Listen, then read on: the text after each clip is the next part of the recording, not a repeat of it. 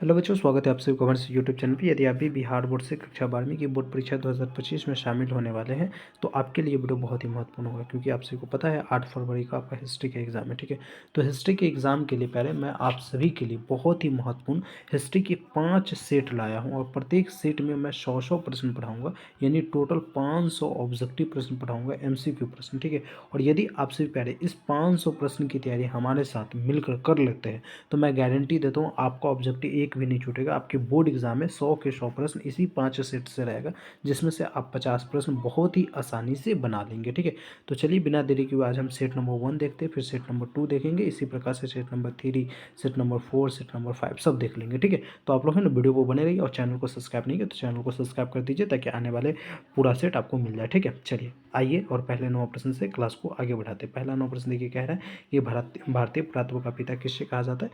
भारतीय पुरातत्व का पिता जो है या लॉर्ड कर्जन, अलेक्जेंडर कनिंघम, या दयाराम साहनी, या लॉर्ड डलहौजी। तो भारतीय पुरातत्व का पिता अलेक्जेंडर कनिंघम को कहा जाता है, यानी एक 9 प्रश्न का आपका भी बिल्कुल सही आंसर हो जाएगा। बढ़ेंगे आगे, दूसरा 9 प्रश्न देखिए।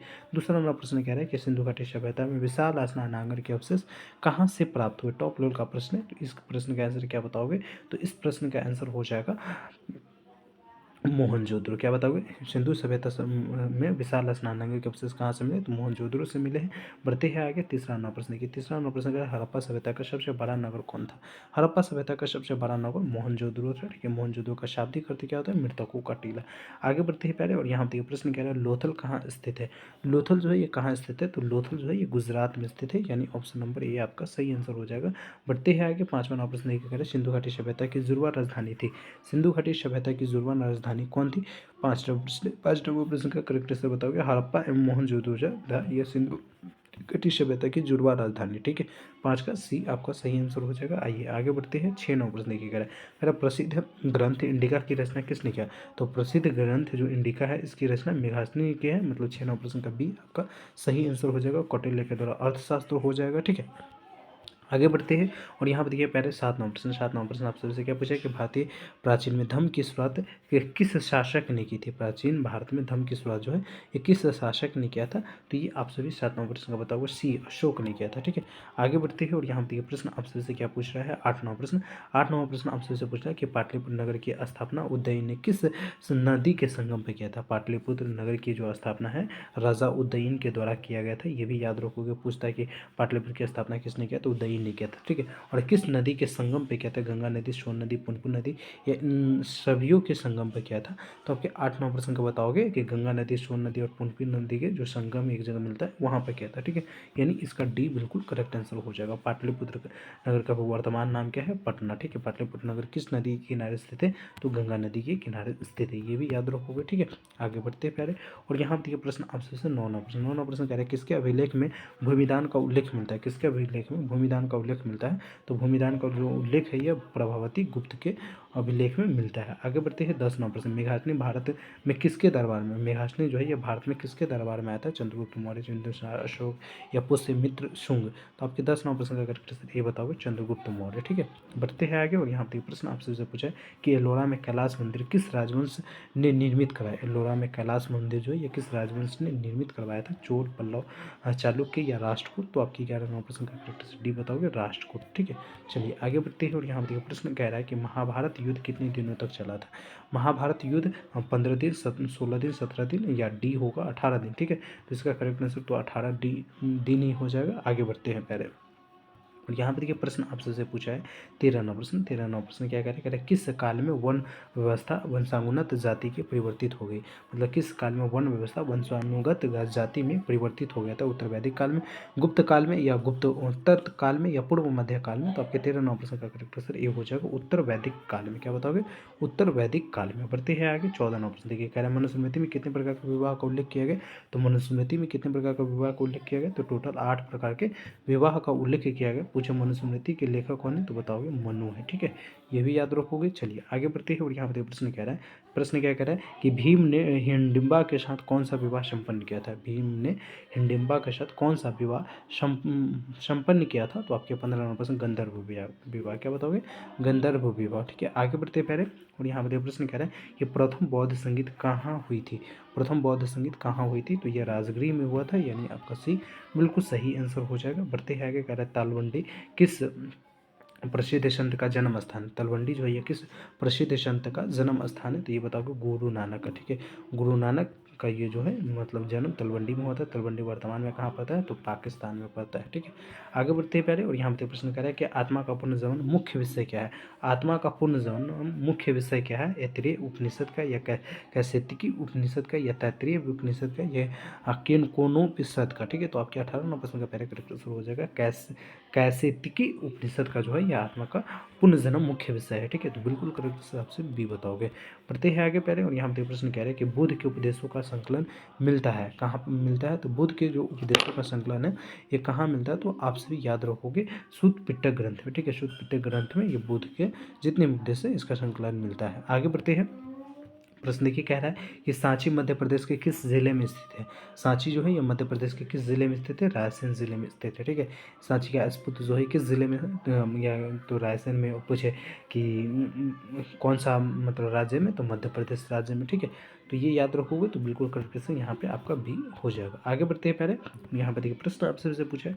प्रश्न क्या पूछा है, 21 नंबर प्रश्न। 21 नंबर प्रश्न पूछ रहा है, कालिदास, भवभीति, सुबंधु एवं वानभट्ट आदि किस धर्म के अनुयायी थे। ठीक है, ऑप्शन कह रहा है कालिदास, भवभूति, संबंधु एवं वानभट्ट जो थे ये किस धर्म के अनुयायी थे, बौद्ध धर्म। और ऑप्शन बी क्या कह रहा है, ऑप्शन बी कह रहा है जैन धर्म, ऑप्शन सी कह रहा है शैव धर्म, और ऑप्शन डी कह रहा है वैष्णव धर्म। ठीक है, तो आपके पहले इस प्रश्न का करेक्ट आंसर क्या हो जाएगा, तो इस प्रश्न का आपका 21 नंबर प्रश्न का करेक्ट आंसर सी बताओगे। ठीक है, शैव धर्म के। ठीक है, क्या बताओगे, शैव धर्म के। मतलब यहाँ पे फिर से समझ लीजिए, कालिदास, भवभीत और सुबंधु एवं वानभट्ट जो थे ये किस धर्म के अनुयायी थे, तो शैव धर्म के अनुयायी थे। ठीक है, याद रखोगे। चलिए आगे बढ़ते हैं पहले, और यहाँ पर देखिए प्रश्न आपसे 22 नंबर प्रश्न। 22 नंबर प्रश्न कह रहा है कि बौद्ध परंपरा में अशोक ने कितने स्फूत बनवाए। तो बौद्ध परंपरा में अशोक ने जो कितने स्फूत बनाए थे, तो आपके 22 नंबर प्रश्न का करेक्ट से डी हो जाएगा 84,000। क्या बताओगे, 84,000। चलिए आगे बढ़ते हैं, कह रहे हैं तहकीक के हिंद में किसकी यात्रा वृत्तांत मिलती है। तो तहकीक के हिंद में किसकी यात्रा वृत्तांत मिलती है, तो 23 का करेक्ट सर आपका ये हो जाएगा, अल-बरूनी की मिलती है। बढ़ते हैं आगे पहले, और यहाँ पर देखिए 24 नंबर प्रश्न करें, गुप्त काल में कौन चीनी यात्री भारत आया था। गुप्त काल में कौन चीनी यात्री भारत आया था, तो फाह्यान जो है यह भारत आया था। बी आपका सही आंसर हो जाएगा। चलिए बढ़ते हैं आगे, कह रहा है फ्रांसवा बर्नियर किस देश से आया था और उसका नाम क्या था। फ्रांसवा बर्नियर जो था वह किस देश से आया था, उस देश का क्या नाम था, पुर्तगाल, फ्रांस, इंग्लैंड, स्पेन। तो आपके 25 नंबर प्रश्न का करेक्ट आंसर बी हो जाएगा, फ्रांस। ठीक है, फ्रांसवा बर्नियर जो है यह फ्रांस देश से आया था। ठीक है, तो बिल्कुल करेक्ट आंसर आपका बी हो जाएगा। चलिए आगे बढ़ते हैं पहले, और यहाँ पर प्रश्न आपसे 26 नंबर प्रश्न। 26 नंबर प्रश्न क्या पूछ रहा है कि भारत की डाक व्यवस्था का वर्णन अपने यात्रा वृत्तांत में कौन किया था। भारत की डाक व्यवस्था का वर्णन जो है ये अपनी यात्रा वृत्तांत में कौन किया था, अल-बरूनी, इब्न बतूता, बर्नियर या अब्दुल रज़्ज़ाक। तो आपके 26 नंबर प्रश्न का करेक्ट आंसर बी हो जाएगा, इब्न बतूता। ठीक है, चलिए बढ़ते हैं आगे पहले, और यहाँ पे 27 नंबर प्रश्न देखिए, कह रहे कैप्टन हॉकिंस किस मुगल शासक के दरबार में आया था। कैप्टन हॉकिंस जो है किस मुगल शासक के दरबार में आया था, तो आपके 27 नंबर प्रश्न का पहले करेक्ट आंसर बी हो जाएगा, जहांगीर के दरबार में आया था। आगे बढ़ते हैं पहले, और यहाँ पे प्रश्न कह रहे गुरु नानक का संबंध किस धर्म से है। तो गुरु नानक का जो संबंध है ये सिख धर्म से। ठीक है, बिल्कुल, एक गुरु नानक जो पहले सिख धर्म के पहले गुरु कौन थे, तो गुरु नानक ही थे, ये याद रखोगे। आगे बढ़ते हैं, सलीम चिश्ती की दरगाह कहाँ स्थित है। सलीम चिश्ती की जो दरगाह है ये कहाँ स्थित है, तो सलीम चिश्ती की दरगाह आगरा में स्थित है, अजमेर में निज़ामुद्दीन औलिया की। ठीक है, और उसके बाद आगरा, दो ऑप्शन जब में दिया है तो ए और बी हो जाएगा इसका। और दिल्ली में पूछे तो निज़ामुद्दीन औलिया की। ठीक है, निज़ामुद्दीन औलिया की दरगाह दिल्ली में, अजमेर में ख्वाजा मोइनुद्दीन चिश्ती का, और सलीम चिश्ती की जो दरगाह है ये आगरा में स्थित है। ठीक है, चलिए आगे बढ़ते हैं पहले, और यहाँ पर देखिए 30 नंबर प्रश्न कर अंडाल की सही परिचय क्या है। अंडाल की सही परिचय, वह अलवार स्त्री थी, वह नयन नार स्त्री थी, वह अलवार पुरुष था, वह नयन नार पुरुष था। तो आपके 30 नंबर प्रश्न का करेक्ट आंसर हो जाएगा, वह अलवार स्त्री थी। ठीक है, अंडाल की जो सही परिचय है वह अलवार स्त्री थी, तो बिल्कुल ये आपका सही आंसर हो जाएगा। आइए 31 नंबर प्रश्न देखिए, विष्णु को अपना पति कौन मानती थी। विष्णु को अपना पत्नी कौन मानती थी, 31 नंबर प्रश्न का करेक्ट आंसर बी हो जाएगा, अंडाल। क्या बताओगे, विष्णु को अपना पति कौन मानती थी, तो अंडाल मानती थी। आगे बढ़ते हैं, कह रहे काशी में किस प्रसिद्ध संत का जन्म हुआ था। तो काशी में जो है ना मीरा का या कबीर का, तो कबीर का हो जाएगा, यानी 32 नंबर का आपका करे काबीर। काशी में किस प्रसिद्ध संत का जन्म हुआ है, तो मीरा, कबीर, गुरु नानक, वल्लभाचार्य। तो तो यहाँ पर बलुआचार्य दिए हैं, मेरे हिसाब से बी होना चाहिए। ठीक है, चलिए आगे बढ़ते, थोड़ा सा ये क्वेश्चन कन्फ्यूज कर रहा है, बी होगा मेरे ख्याल से। ठीक है, देख लेना पहले आपसे भी। सुल्तान उल हिंद किससे कहा गया? तो सुल्तान उल हिंद जो है ये किससे कहा गया? ख्वाजा, तो देखिए सुल्तान मतलब हिंद का सुल्तान राजा किससे कहा गया? तो ख्वाजा मोइनुद्दीन चिश्ती को कहा गया। मतलब आपके 33 प्रश्न का ये बिल्कुल सही आंसर हो जाएगा। ठीक है, चलिए बढ़ते आगे। कह रहा फतेहपुर सीकरी को राजधानी किसने बनाया था? तो फतेहपुर सीकरी को राजधानी अकबर ने बनाया था। मतलब 34 प्रश्न का ये आपका बिल्कुल सही आंसर हो जाएगा। ठीक है, फतेहपुर सीकरी को किसने राजधानी बनाया था? तो अकबर ने राजधानी बनाया था। ठीक है, चलिए आगे बढ़ते हैं पहले। और यहाँ पे प्रश्न कह रहे हैं गोपुरम का संबंध है, गोपुरम का संबंध किससे है पहले? तो 35 प्रश्न का करेक्ट हो जाएगा। गोपुरम का संबंध जो हो जाएगा यह मंदिर से हो जाएगा, यानी 35 का डी आपका सही आंसर हो जाएगा। चलिए आगे बढ़ते हैं। 36वां प्रश्न, 36वां प्रश्न देखिए कह रहा है विजयनगर शासकों में जो उड़ीसा के समकालीन राजवंश के शासक थे, मतलब विजयनगर शासकों में जो उड़ीसा के समकालीन राजवंश थे उसका नाम था राजपति, गजपति, अश्वति या राष्ट्रपति? तो आपके 36वां प्रश्न का करेक्ट आंसर बी हो जाएगा, गजपति के। विजयनगर शासकों के जो उड़ीसा के समकालीन राजवंश के शासक थे उनका नाम था गजपति। ठीक है, आगे बढ़ते हैं। और यहाँ पर देखिए 37वां प्रश्न, 37वां प्रश्न प्यारे क्या पूछ रहा है? प्रश्न पूछा विजयनगर साम्राज्य की अंतिम राजधानी जो तिरुपति के समीप थी उनका क्या नाम था? विजयनगर की अंतिम राजधानी जो तिरुपति के समीप, मतलब उसके ही करीब में था, उसका नाम क्या था? चंद्रगिरी या पेनुकोंडा या त्रिवेंद्रम या इनमें से कोई नहीं? तो आपका 37वां प्रश्न ये हो जाएगा चंद्रगिरी। ठीक है, आगे बढ़ते हैं प्यारे। प्रश्न देखिए कह रहा है उड़ीसा के गजपति राज्य की स्थापना हुई थी, उड़ीसा के गजपति राज्य की स्थापना कब हुई थी? 38वां प्रश्न है। तो इसका करेक्ट आंसर हो जाएगा 1435 ईस्वी में। क्या बताओगे? 1435 ईस्वी में। चलिए आगे बढ़ते हैं प्यारे। और यहाँ देखिए प्रश्न कह रहा है आपसे से कि किस विदेशी यात्री ने अपनी यात्रा वृत्तांत 3 समुद्रों पार की यात्रा लिखकर तैयार किया था? मतलब कौन से ऐसे विदेशी यात्री है जिन्होंने, देखिए थोड़ा सा लंबा प्रश्न, पूरा अच्छे से समझिए। प्रश्न कह रहा है किस विदेशी यात्री ने अपनी यात्रा वृत्तांत 3 समुद्र पार की यात्रा लिखकर भारत रूस मैत्री का आधार तैयार किया था? निकोली कोंटी, अफनासी निकेत या जीएस लिबिदेव या डिमिगोन्स पेइज? ठीक है, तो आपके 39वां प्रश्न का पहला करेक्ट आंसर हो जाएगा बी, अफनासी निकेतन। क्या बताओगे? अफनासी निकेतन। बहुत ही टॉप लेवल का ये सारे प्रश्न पढ़ा रहा हूँ प्यारे। ठीक है, पूरा मैं आपसे को बोला हूँ ना कि 5 सेट पढ़ाऊंगा और आज तो पहला सेट है। ठीक है, तो इसलिए प्यारे पूरे 100% आप सभी को ये 500 क्वेश्चन की तैयारी अच्छे से कर लेना। ज़्यादा लंबा तो कोई वीडियो नहीं होगा, ज़्यादा से ज़्यादा 20 से 25 मिनट का एक वीडियो जाएगा और मैं 100 प्रश्न पढ़ा दूंगा। ठीक है, तो सब वीडियो को आपसे वॉच कर लीजिएगा। ठीक है, यहाँ पर देखिए 40वां प्रश्न कह रहा है महानवी के डिब्बे को किस विदेशी यात्री ने विजय का भवन की संज्ञा दी? महानवी के डिब्बे को किस विदेशी यात्री ने विजय के भवन की संज्ञा दिया था? तो आपके 40वां प्रश्न का करेक्ट ये हो जाएगा डिमिगोन्स पेइज ने। ठीक है, बढ़ते हैं आगे पहले। और यहाँ देखिए प्रश्न कह रहा है कि अमुक्तल्यावाद किसने लिखी? तो अमुक्तल्यावाद जो है यह राजा कृष्णदेव राय ने लिखा था, यानी आपका डी बिल्कुल सही आंसर हो जाएगा। बढ़ते हैं कि दीन ए इलाही किससे संबंधित है? दीन ए इलाही जो हो जाएगा यह अकबर से संबंधित है। आपका सी बिल्कुल सही आंसर हो जाएगा। चलिए आगे बढ़ते हैं। 43वां प्रश्न देखिए कह रहा है कि तंबाकू का सेवन सर्वप्रथम किस मुगल शासक ने किया था? तो तंबाकू का सेवन जो है ये सर्वप्रथम अकबर ने किया था। ठीक है, प्रतिबंध जहांगीर ने लगाया था। ठीक है, तो ये याद रखो, यहाँ पे आपका ऑप्शन डी बिल्कुल सही आंसर हो जाएगा 43 का। आगे बढ़ते हैं प्यारे। और यहाँ पे प्रश्न कह रहा है आईने के अनुसार सिंचाई वाले क्षेत्रों में वर्ष में कुल फसलेला थी, मतलब कह रहा है कि आईने के अनुसार सिंचाई वाले क्षेत्रों में वर्ष में कुल कितने फसलें लिए जाते थे? 5, 3, 4, 7। तो आपके इस प्रश्न का 44वां प्रश्न का करेक्ट आंसर बी हो जाएगा 3। क्या बताओगे? 3। चलिए आगे बढ़ते हैं। और यहाँ देखिए प्रश्न कह रहा है कि परगन्ना मुगल काल में था। परगन्ना जो है मुगल काल में क्या था? एक प्रशासनिक प्रमंडल था, प्रांतों की राजधानी था, विशालतम प्रांत था, ये इनमें से कोई नहीं। तो 45वां प्रश्न का करेक्ट आंसर आपका ये हो जाएगा एक प्रशासनिक प्रमंडल था। ठीक है, आगे बढ़ते हैं प्यारे। और यहाँ देखिए प्रश्न आपसे 46वां प्रश्न, 46वां प्रश्न कह रहा है कि अकबरनामा एवं आईना ए अकबरी के अनुवादक कौन है? अकबरनामा तथा आईना ए अकबरी के अनुवादक कौन है? बेब्रिज, जैरेट, ब्लैकमैन, ये सभी। तो 46वां प्रश्न का करेक्ट आंसर हो जाएगा डी, ये सभी ने किया है, बेब्रिज भी, जैरेट भी, ब्लैकमैन ने भी। तो आपका डी बिल्कुल करेक्ट आंसर हो जाएगा 46वां प्रश्न का। आगे बढ़ते हैं। 47वां प्रश्न देखिए कह रहा है साम्राज्यवादी इतिहासकार है, साम्राज्यवादी इतिहासकार कौन है? 47वां प्रश्न है। ऑप्शन ए कह रहा है अब्दुल कादिर बदायूनी, बिल्कुल नहीं होगा। WH मोरलैंड, ये बिल्कुल सही आंसर है। ठीक है, अगर पूछे साम्राज्यवादी इतिहासकार कौन है तो बताओगे WH मोरलैंड। ठीक है, यानी आपका बी बिल्कुल सही आंसर हो जाएगा। चलिए आगे बढ़ते हैं पहले 48वां प्रश्न देखते हैं। 48वां प्रश्न का जित्तल क्या था? जित्तल शास्त्र था या वाद्य यंत्र था या सिक्का था या उपाधि था? तो 48वां प्रश्न का आपका सी हो जाएगा, जित्तल एक प्रकार का सिक्का था। आपका सी बिल्कुल सही आंसर है। चलिए 49वां प्रश्न देखिए। 49वां प्रश्न कह रहे हैं कि निम्नलिखित में से कौन मुगल बादशाह आलमगीर के नाम से जाना जाता है? कौन से ऐसे मुगल बादशाह है जिसे हम आलमगीर के नाम से जानते हैं? 49वां प्रश्न करेक्ट आंसर हो जाएगा औरंगजेब को। ठीक है, औरंगजेब को हम आलमगीर के नाम से जानते हैं, यानी आपका सी बिल्कुल सही आंसर हो जाएगा। 50वां प्रश्न निम्नलिखित इतिहासकारों में कौन अकबर का समकालीन था? निम्नलिखित इतिहासकारों में अकबर के कौन समकालीन इतिहासकार थे? तो आपकी हो जाएगा बदायूंनी। क्या बताओगे? बदायूंनी, यानी बी आपका सही आंसर हो जाएगा। चलिए 50% क्वेश्चन कर लिया, आइए और 50 क्वेश्चन देखते हैं। यहाँ पर देखिए प्रश्न करें मुगल सम्राट में सामान्यतः महानतम सम्राट माना जाता है। मुगल सम्राट में सामान्यतः महानतम शासक कौन माना जाता है? तो 51वां प्रश्न का आपका करेक्ट आंसर ये हो जाएगा जलाउद्दीन अकबर को। ठीक है, आगे बढ़ते प्यारे, यहाँ पर देखिए 52वां प्रश्न करें सुलह ए कुल का क्या अर्थ होता है? सुलह ए कुल का क्या अर्थ होता है? तो इसका अर्थ होता है पूर्ण सार्वभौमिक शांति। ठीक है, यानी आपका भी बिल्कुल सही आंसर हो जाएगा। बढ़ते हैं आगे और यहाँ 53वां प्रश्न कह रहा है कि मुगल कालीन चित्रकला किसके काल में चरम उत्कर्ष पर पहुंची? मुगल कालीन चित्रकला जो है ये किसके काल में चरम उत्कर्ष पे पहुंचा था, मतलब खूब ज़्यादा फेमस हुआ था? तो 53वां प्रश्न का करेक्ट आंसर आपसे क्या बताऊँ? बी जहांगीर के शासनकाल में। क्या बताओगे? जहांगीर। आगे बढ़ते हैं, कह रहा है कि गुलबदन बेगम, ठीक है, गुलबदन बेगम जो है ये किसके आग्रह पर हुमायूं नामा लिखा था?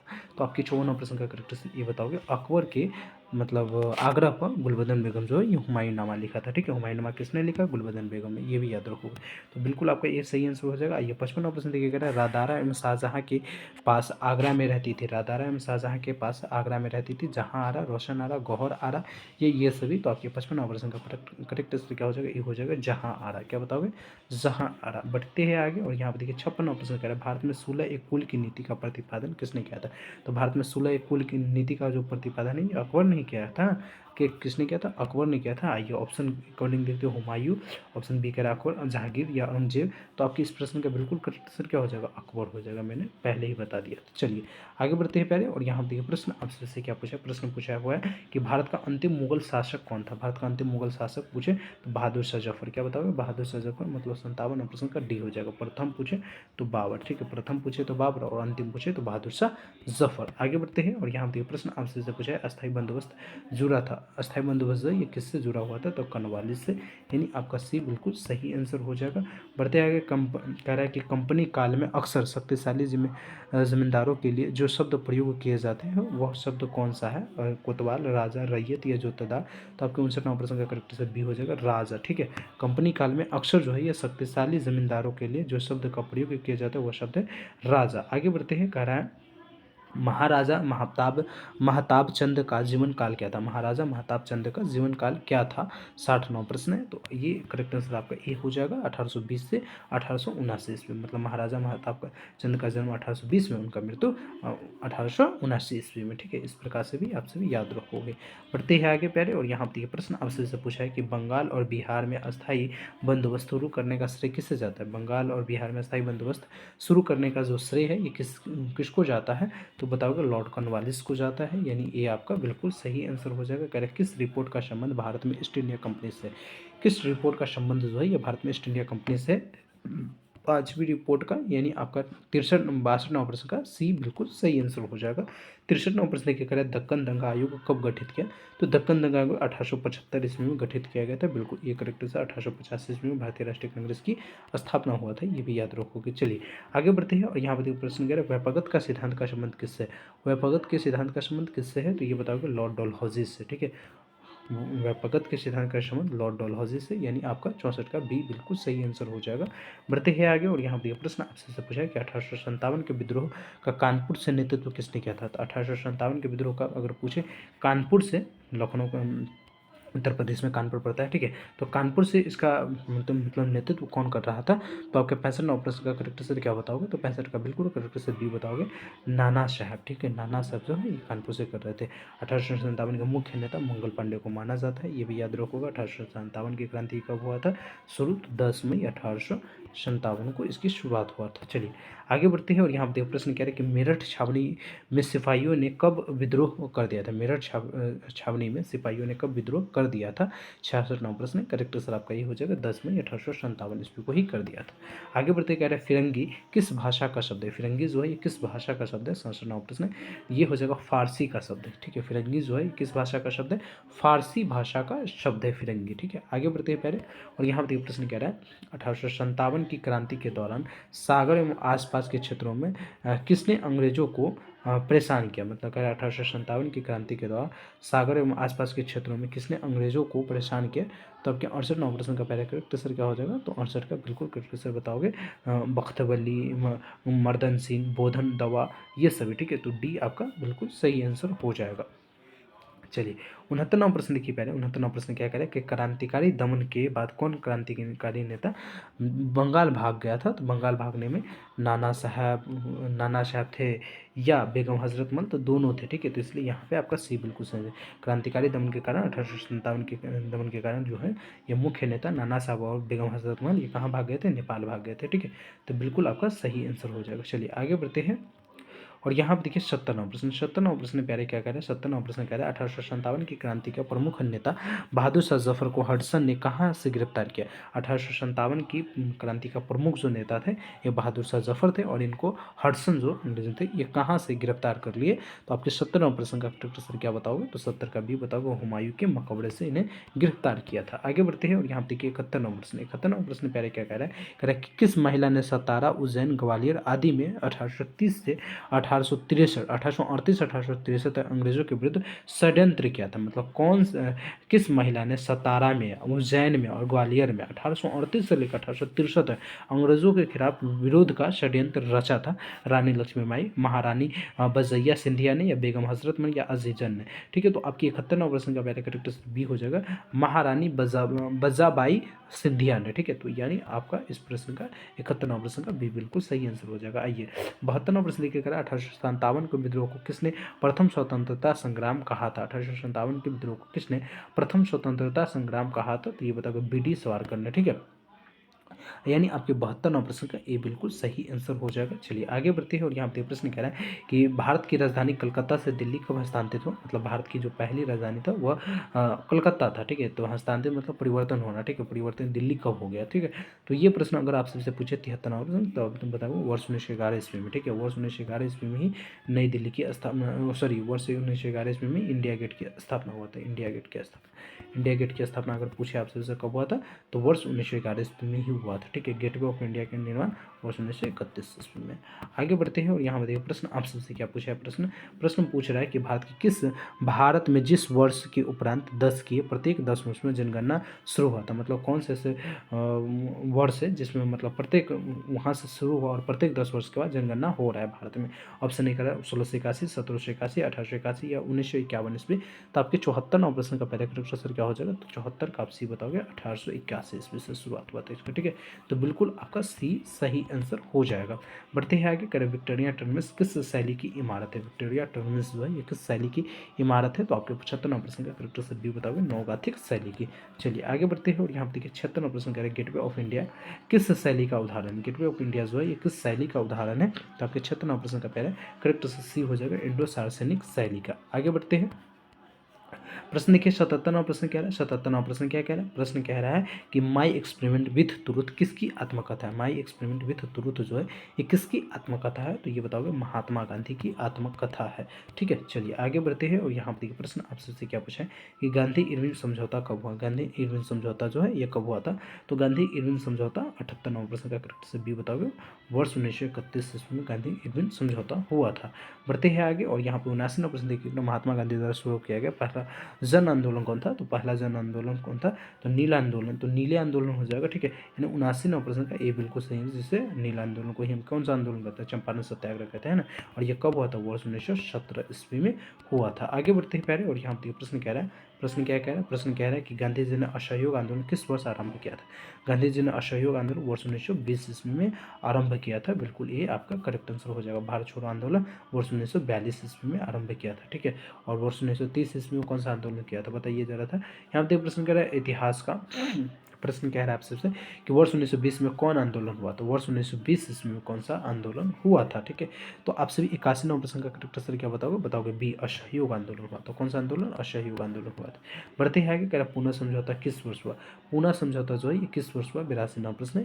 करेक्ट आंसर आपका पहले ए हो जाएगा। 1932 ईस्वी में पूना समझौता हुआ था। ठीक है, चलिए बढ़ते हैं आगे। 83वां प्रश्न। 83वां प्रश्न कह रहा है, प्रश्न क्या कह रहा है महात्मा गांधी ने किसके विषय में निम्न शब्द कहे थे, असफल हो रहे बैंक का उत्तर। देखिएगा थोड़ा सा ध्यान से। कह रहा है कि महात्मा गांधी ने महात्मा गांधी ने किसके विषय में निम्न शब्द कहते कि असफल हो रहे बैंक का उत्तर थितिकीय चौक क्रिप्स के या सीआरएस प्रस्ताव के या वेबल प्रस्ताव के या कैबिनेट मिशन प्रस्ताव के। तो किसके असफल मतलब महात्मा गांधी किसके विषय में ऐसा ये शब्द कहे हुए थे, ठीक है, असफल हो रहे बैंक का उत्तर थितिकीय चौक, ठीक है। तो आपका इसके बताओगे क्रिप्स प्रस्ताव की, ठीक है, यानी ये आपका बिल्कुल सही आंसर हो जाएगा। 84वां प्रश्न देखिए कह रहा है वर्ष 1937 में कितने प्रांतों की विधायी सभाओं का चुनाव हुआ था कि 84वां प्रश्न का बिल्कुल करेक्ट आंसर क्या हो जाएगा, तो ये बताओगे 11 विधायी सभाओं का चुनाव हुआ था, ठीक है।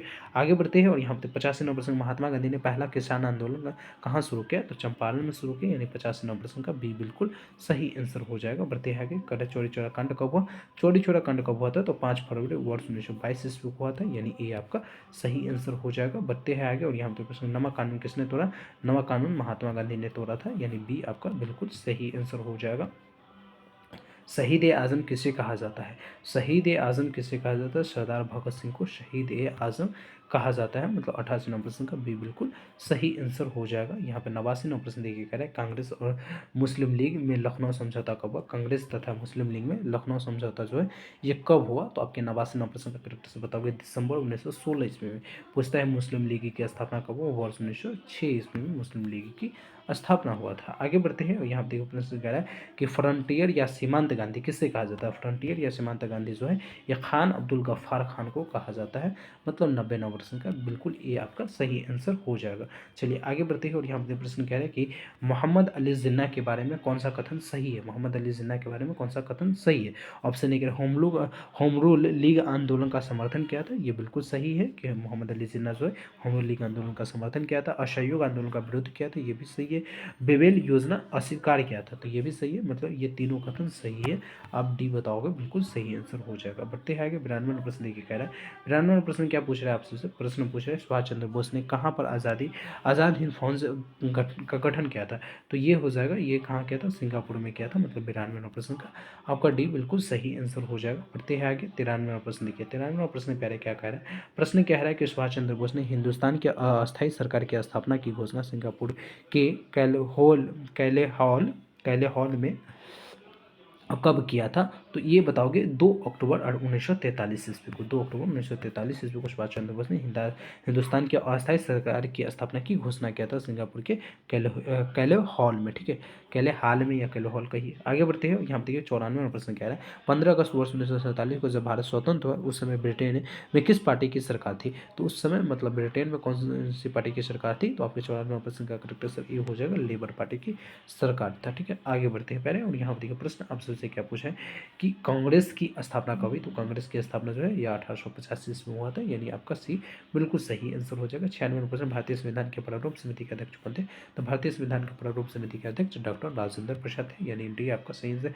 संविधान सभा के अस्थायी अध्यक्ष कौन थे, तो डॉक्टर राजेंद्र प्रसाद थे, ठीक है, यानी ये आपका बिल्कुल सही आंसर हो जाएगा। यहाँ पर बताइए 98वां प्रश्न मुस्लिम लीग ने कैबिनेट मिशन की संवैधानिक योजना पर स्वीकृति दी थी, स्वीकृति मुस्लिम लीग ने कैबिनेट मिशन की संवैधानिक योजना पर कब स्वीकृति दी थी, तो अब ये बताओगे 16 जून वर्ष 1946 ईस्वी को। आगे बढ़ते हैं प्यारे और यहाँ देखिए 99वां प्रश्न 99वां प्रश्न क्या कह रहा है कि 24 जनवरी वर्ष 1950 को संविधान सभा के कितने सदस्य ने संविधान पर हस्ताक्षर किया था, संविधान पर कितने सदस्यों ने 24 जनवरी वर्ष 1950 ईस्वी को हस्ताक्षर किया था, तो ये 200 कितना बताओगे 284 व्यक्ति ने, ठीक है। टोटल भाग कितना लिया था, 299 व्यक्ति ने भाग लिया था, जिसमें से कुछ व्यक्ति का इंतकाल डेथ हो गया था, ठीक है, बाकी जो बचे थे ये 24 जनवरी वर्ष 1950 ईस्वी को इस पर सिग्नेचर किया था, ठीक है, 50 को, हाँ सही है। चलिए आगे बढ़ते हैं और यहाँ पे प्रश्न कह रहा है 100वां प्रश्न हो जाएगा, इस सेट का अंतिम प्रश्न हो जाएगा। प्रश्न कैबिनेट मिशन के सदस्य थे, कैबिनेट मिशन के कौन सदस्य थे, तो पैथिक लॉरेंस भी थे, ए बी अलेक्जेंडर भी थे, सर स्टोल्ट क्रिप्स भी थे, तो ये सारे क्या थे, तो कैबिनेट मिशन के सदस्य, ठीक है। पहले अब हम देखेंगे यहाँ से मतलब क्वेश्चन नंबर 100 देख लिया, आप सेट नंबर 2 का पहला नंबर क्वेश्चन देखेंगे, इस प्रकार से हम अगले सेट में क्लास को स्टार्ट करेंगे, ठीक है। इसी प्रकार से देख सकते हैं आप सभी ये 118 पेज का मतलब पूरा पीडीएफ बनाया गया है, ठीक है, तो ये पूरा आपको पढ़ा दिया जाएगा अगले वीडियो में, फिर 100 क्वेश्चन फिर इस प्रकार से मतलब 4 वीडियो और आएगा। आप लोग पूरे अच्छे से पहले इस क्लास को कर लीजिएगा, मैं गारंटी देता हूँ इससे बाहर एक भी ऑब्जेक्टिव प्रश्न नहीं आएगा, ठीक है। बाकी एक दिन में भी मैं ये सारे प्रश्न पढ़ाऊँगा महामैराथन क्लास के के रूप में। तो आप लोग हैं ना प्लीज़ इस वीडियो को लाइक कर दीजिए, चैनल को सब्सक्राइब कर लीजिए। यदि अभी तक हमारे साथ नहीं जुड़े हैं तो जुड़ने के लिए आप लोग प्लीज़ हमारे व्हाट्सअप ग्रुप तथा टेलीग्राम ग्रुप को नीचे डिस्क्रिप्शन में लिंक मिल जाएगा, वहाँ से आप लोग ज्वाइन कर लीजिए। चलिए मिलते हैं अगले क्लास में, जब तक के लिए जय हिंद जय Bharat, thank you so much.